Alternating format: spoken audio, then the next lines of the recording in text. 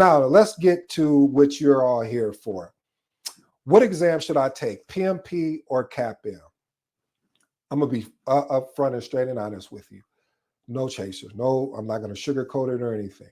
If you do not meet the PMP requirements, then I would definitely recommend that you take the CAPM.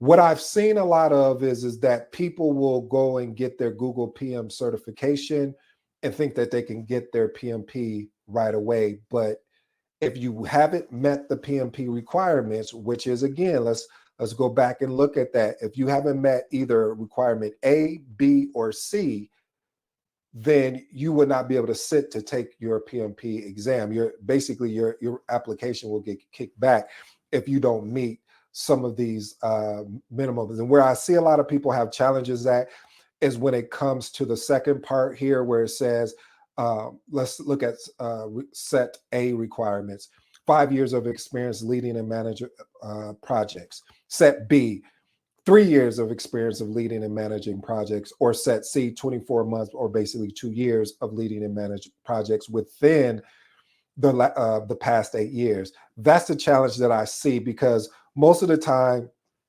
people have their high school diploma, but it's just that 5 years of having to say, well, you legitimately have to be leading projects within 5 years, and they can't be parallel. What does that mean? That means if you have project A and project B running at the same time, that counts as 1 year. It doesn't count as separate years. It counts as 1 year. Okay, now let's get back to, again, what you guys came for.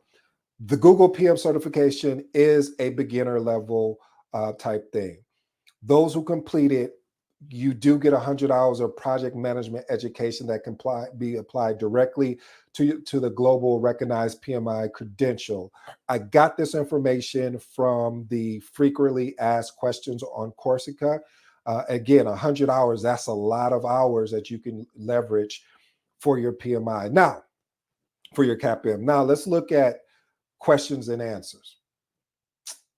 Would I take the Google Project Management certificate if it was offered to me when I was coming into project management?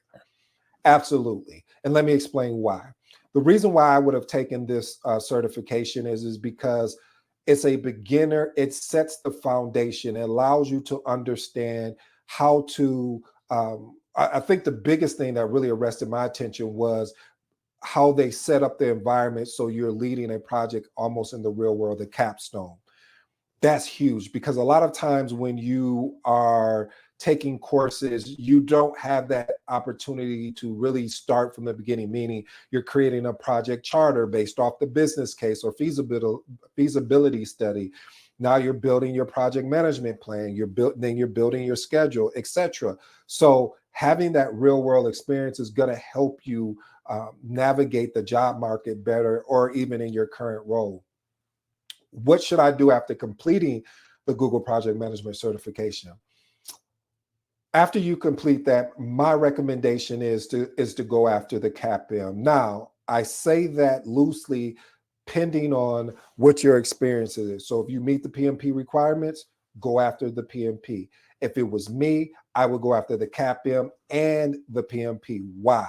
Well, because if you go after the CAPM, is more foundational, it's definitions, it's sometimes they even have EVM and agile. So it really sets you up for success to kind of know what you're going to expect, but not really expect on the PMP, because the PMP exam is situational.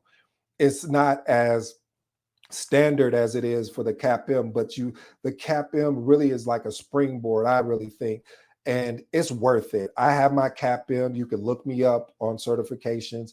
I have my CAPM and I have my PMP, but the CAPM, to me, well, both of these certifications, I mean, they were both challenging.